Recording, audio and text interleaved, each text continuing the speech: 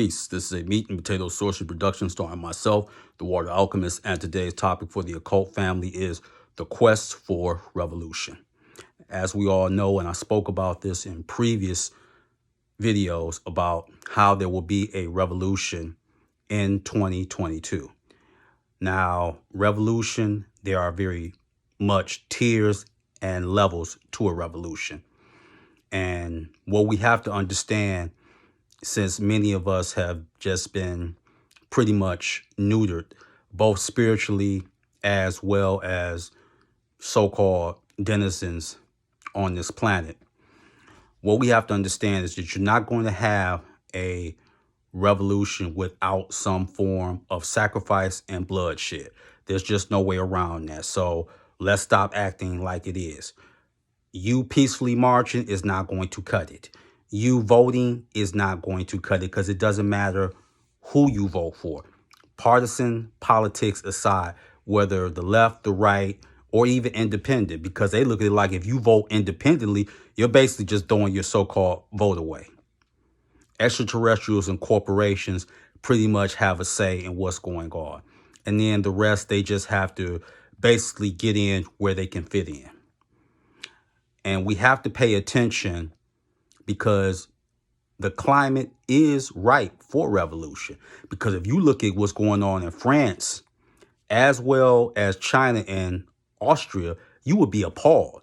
If you don't have any papers in Australia, you're getting arrested. I can tell you that right now. France, they are doing everything they can to make the people capitulate.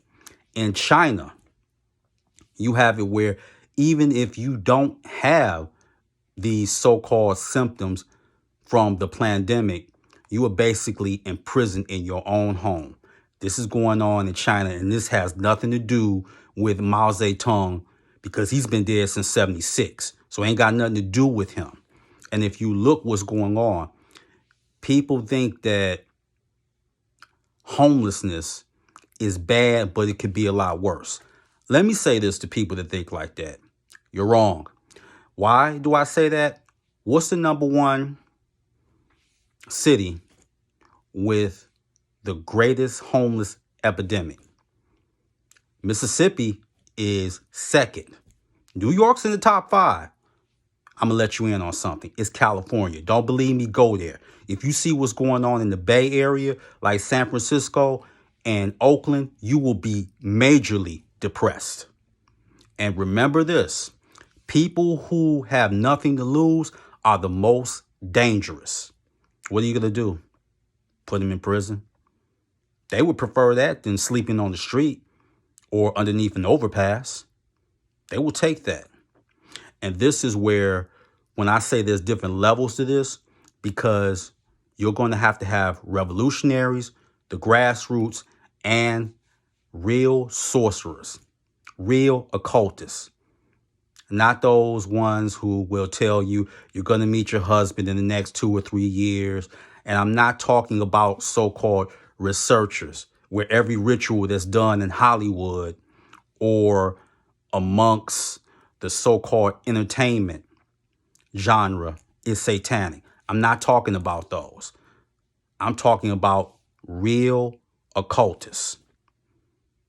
And there have been many who have fought for the betterment of their country and for humanity, whether that been Franz Barton, whether that been Dion Fortune. They did that. So the whole thing is revolution is in the air.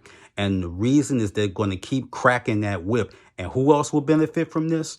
The pharmaceutical companies, big pharma, because you know that they create a different mental disorder every few months.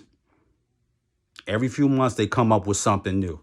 So the whole thing is, if you really was to go by a survey, I can tell you this, at least 70 to 85% of people have some mental illness. So put you on a pill, go back to your mundane life, your sad, pathetic life. So there are levels to revolution, and you're going to have to decide how you are going to fight back and what role are you going to play, because you don't have the luxury of just sitting on the sidelines and hoping that if you just move to the suburbs and get your children a good education that they can escape this. Check where America ranks educationally. Check it out for yourself. Let me tell you this. They're not even the top 30 when it comes to education. They're not. So it's about being vigilant. And one of the people that serves as an anarchist is Belial or Belial, he who has no master. The ultimate anarchist from the Goetia. That's someone to work with. Shango or the Orisha. Amongst the Fawn or the foe, he was known as Jakuta. That's someone to work with.